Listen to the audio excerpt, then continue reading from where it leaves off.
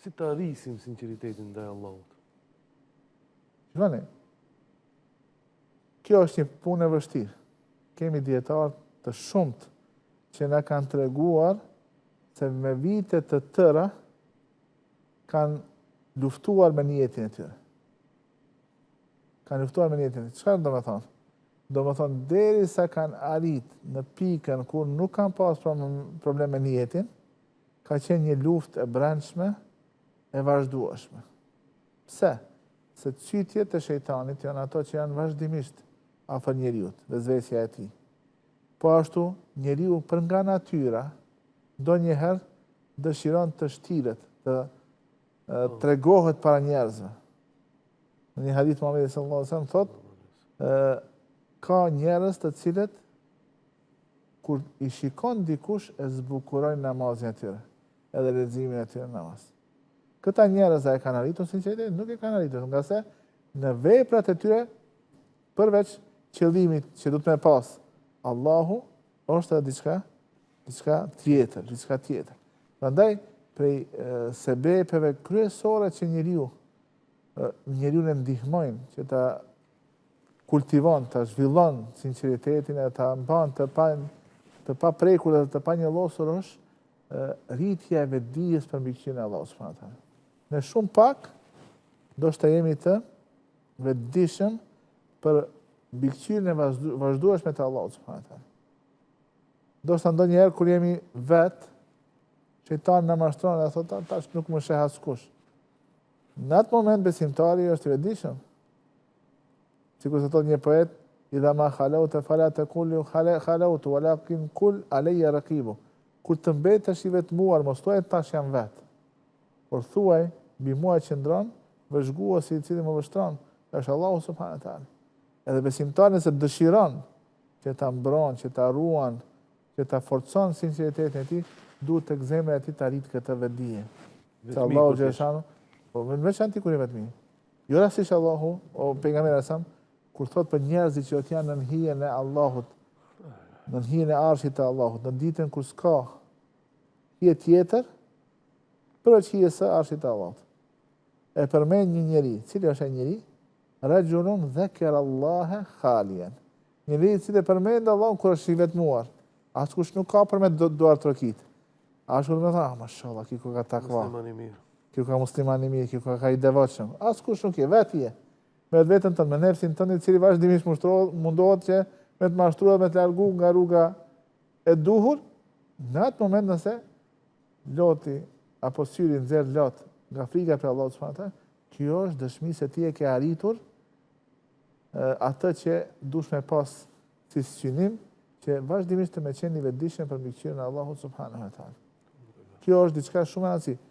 Dhe kur e ka përshkruar ihsanin, pejgamberi sallallahu alaihi wasallam në hadithin e njohur me Xhibrilin, kur e ka vetë çka është ihsani, më tregon se çka është ihsani.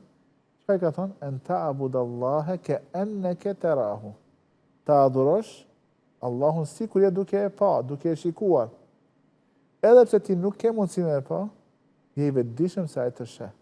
Shkalla e parë dhe më e lartë është kur ne jemi të vetdijshëm se do të thonë jemi duke bërë ibadet sikur se jemi duke pa Allahun para vetes tonë.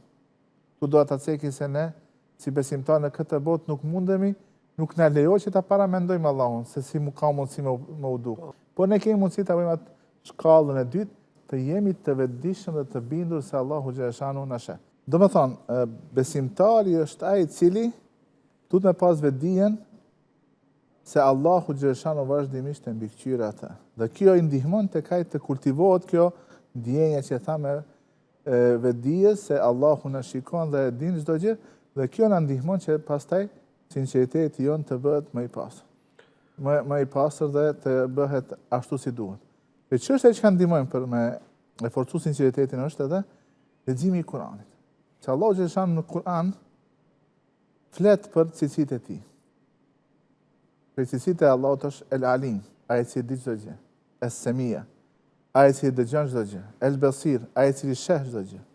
El Qahhar, ai që është i gjithfuqishëm, i cili mbizotron çdo krijesë. El Razzaq, që është furnizuesi. Nëse ne kuptojmë për shembull emrin e Allahut El Razzaq, furnizuesi.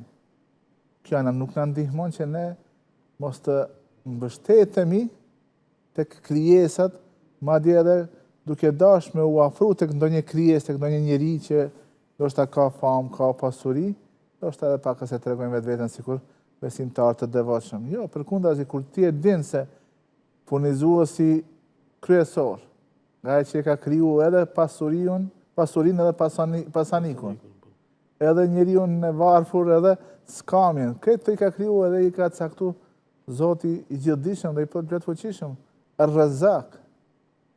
Allah subhanahu wa taala në Kur'an flet për një situatë e cila i ka ndodhur pejgamberit sallallahu alajhi wasallam. Në ditën e xumës ka qenë Muhamedi sallallahu alajhi wasallam duke mbajt hutbe, në atë moment ka ardhur karavani prej jashtë Medinës me madh. E njerëzit në atë kohë më shumë me tregti.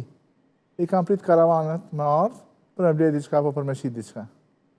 Kur ka ardhur lajmi se kanë ardhur karavanët, të gjithë kanë vrapuar jashtë xhamisë që të marrë diçka prej furnizimit.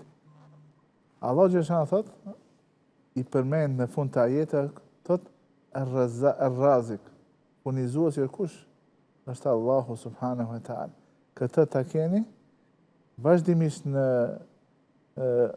mendjen e juaj, në vetdijen e juaj se furnizuesi kryesor është Allah. Këtë vetëm e ceka si një shembull.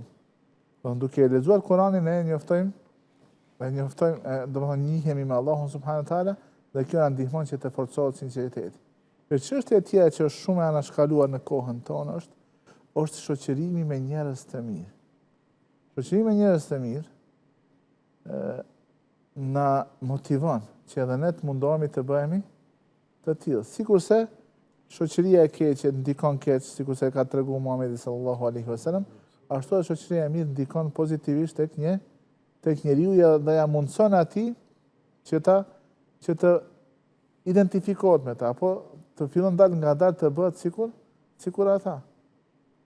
Shoqëria e mirë, për shembull kur ti shohim se si domethënë lexojnë Kur'an më tepër, e lutin Allahun, e përmendin Allahun, biseda e tyre nuk ka vend për biseda të padobishme, por biseda e tyre kryesisht është për gjëra të dobishme. Lexohet Kur'ani apo citohen hadith të Muhamedit sallallahu alaihi wasallam. Këtë të ndikojnë tek njeriu që ai ta rikthen vetdijen se çdo vepër e kjo si arrihet që njeriu të bëhet në mesin e të mirëve, me siguri se nuk mund të arrihet ajo pa pas sinqeritet. Edhe për çështje që ndihmon që është pa ashtu anë shkaluar në këtë kohë, është duaja.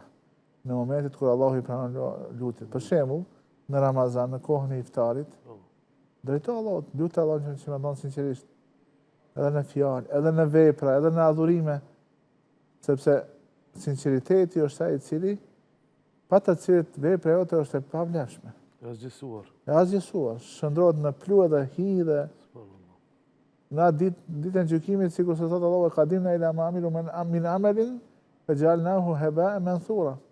Çdo vepër që e ke bë, shndrohet në pluhur edhe në hi në ditën e gjykimit, sepse nuk e ke plotësuar këto dy kushte që i përmend në fillim, i pari është sinqeriteti dhe kushti i dytë me qenë sipas shpalljes apo sipas Kuranit dhe sipas sunetit të Muhamedit sallallahu alaihi wasallam.